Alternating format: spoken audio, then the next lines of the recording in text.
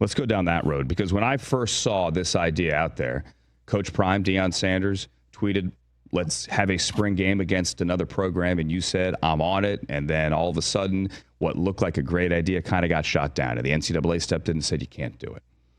You also joked, and I'm with you, that, hey, if Bill O'Brien and Bill Belichick came up with this idea, it might have gotten approved.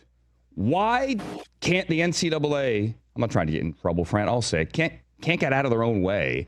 Because this makes sense, Fran, on so many levels.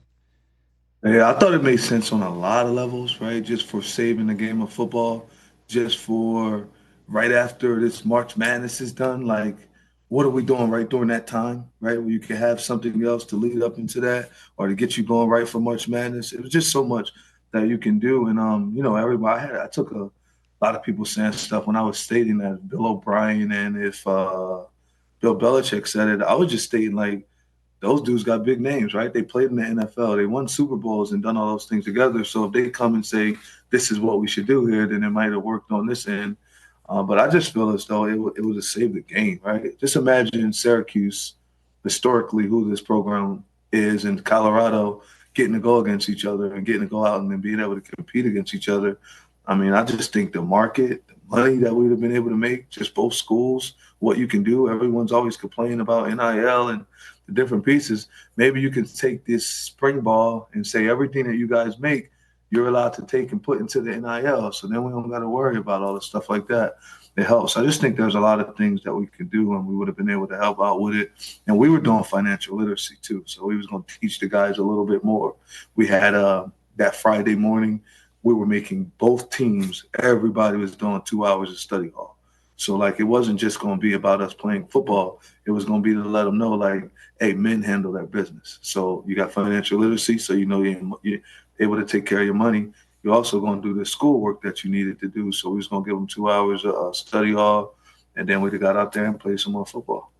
I was talking to Ryan Day about this very idea, actually, head coach at Ohio State last week, Fran, and he didn't say he didn't like the idea. His concern, though, at least from his program, was, a big goal for any coach, you as well, is to get through spring reasonably healthy, right? You want to keep your team healthy as you work towards the fall. And that was his first thought about whether it would be a good idea. I know from the NFL perspective, covering that league for so many years, joint practices can sometimes get a little heated, right? And usually you want them one day, not 2 days, because on the second day, that's when people start throwing hands and they get out of hand.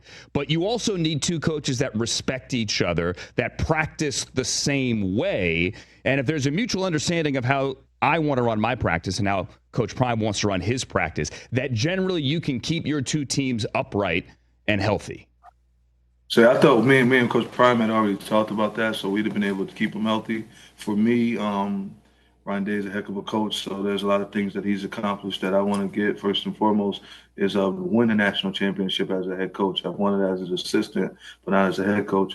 So, but for us, we two-spot. So we would have only had 11 guys on the field. There wouldn't have been 44 guys out there taking reps, right?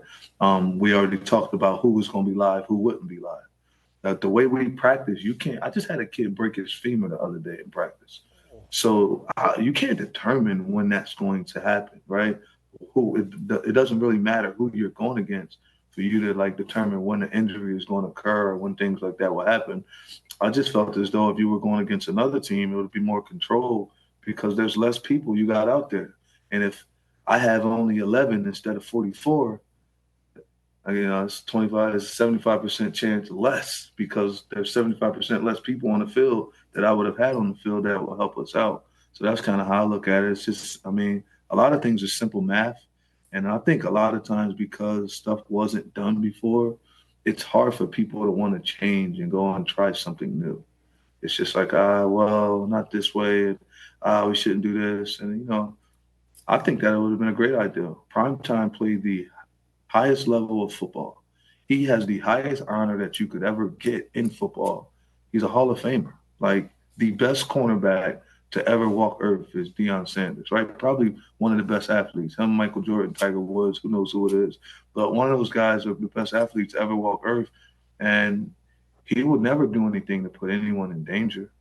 You know, it was all about being able to help. And I think that's what he's been doing since he's became a coach in college. He's been trying to just change it, right? Just change the norm and make the norm a little bit different. Sometimes we all got to get out of our comfort zone because they've been teaching me since I was younger.